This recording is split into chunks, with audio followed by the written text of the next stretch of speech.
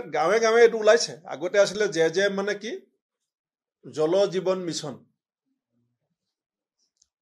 এতিয়া মানুহে কৈ আছে গাঁৱত জয়ন্তৰ জেপত মণি জে মানে মই বুজি পোৱা নাছিলো যে জয়ন্তৰ জেপত মণি মানে কি যে চৰকাৰে যে এনেকৈ এখন চিঠি দিবলগীয়া হৈছে আপোনালোকে ক'ত ভুল কৰিছে আপোনালোকে কেলে ভুল কৰিছে কি কাৰণে চৰকাৰে কাম বন্ধ কৰিবলগীয়া হৈছে এতিয়া ঠিকাদাৰে কৈছে যে আমাৰ কোনো উপায় নাই কামটো লোৱাৰ আগত 8%ৰ পৰা 15%লৈকে আমি কমিশ্যন দিবলগীয়া হৈছে এতিয়া যিবিলাক মানুহে কামটো আবণ্টন কৰাৰ কৰ্তৃত্ব আছিলে সেইটো আমাৰ অসমীয়া ভাষাত এটা কথা আছে যে খাই কাৰ খলা ডালত উঠিল কাঠি চেলেকাৰ মৰণ মিলিল কাৰণ তেওঁলোকেতো 15% 8% খাই ল'লে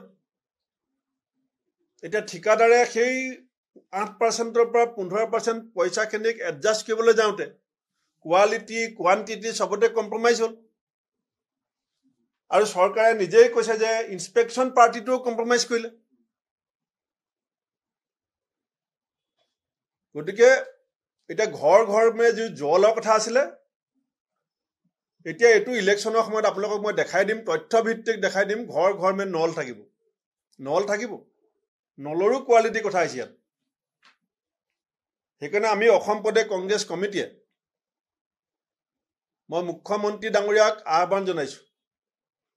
যে 8%ৰ পৰা 15% টকা খাই পেলাই জেএমৰ আঁচনিখন ধ্বংস কৰাৰ যিটো ষড়যন্ত্ৰ